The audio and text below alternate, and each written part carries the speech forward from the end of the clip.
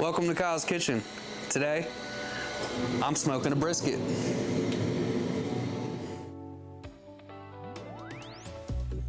I go in with a half cup of salt and a half cup of pepper. I mix those up, and then I'm gonna go in with a little bit of the honey killer bee and some black magic. We're gonna go ahead and get the brisket trimmed up too. We want everything at the flat to be rounded. I'm gonna cut a good portion of the decal off. Now we're gonna go in with our salt and pepper, and then I'm gonna hit it lightly with the killer bee, and I'll hit it with the black magic after. The honey killer bee adds a little bit of sweetness. The black magic adds a little bit of color and a little bit of spice.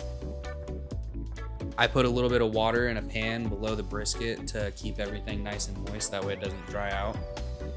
And I'd like to give a shout out to Alex Eftekar with Station 8 Barbecue. He donated the brisket. I'll drop a link in the bio so that you can check him out. I'd like to give a shout out to Meter. They really changed the smoking meats game with this. It makes it to where you can set it and forget it. Check your app to check your meat. No more letting the heat out of the grill. For briskets, I like to take 2 pieces of butcher paper and I run them side by side, and I will fold an edge on each side of one. That way they interloop, and then you can put the brisket on there and it's white enough.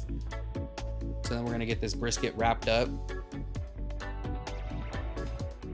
Don't tuck it in nicely and let it sit in the grill.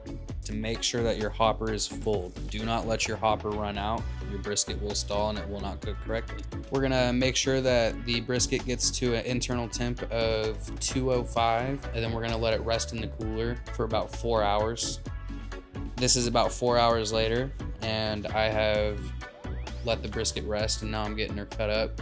And we're gonna go in and we're gonna make some candied burnt ends with this. We cut the flat into strips, and then we cut the point into cubes. And now we're gonna hit it with a little more seasoning, and then we're gonna go in with barbecue sauce and get them all drenched. And then we're gonna set them single file onto the smoker, and we're gonna let them go for about another 20 minutes at 350 degrees. Now that we've got them pulled off, this is what they're looking like. They got a nice candied edge on them. They look beautiful. Like, share, follow, and thanks for coming out.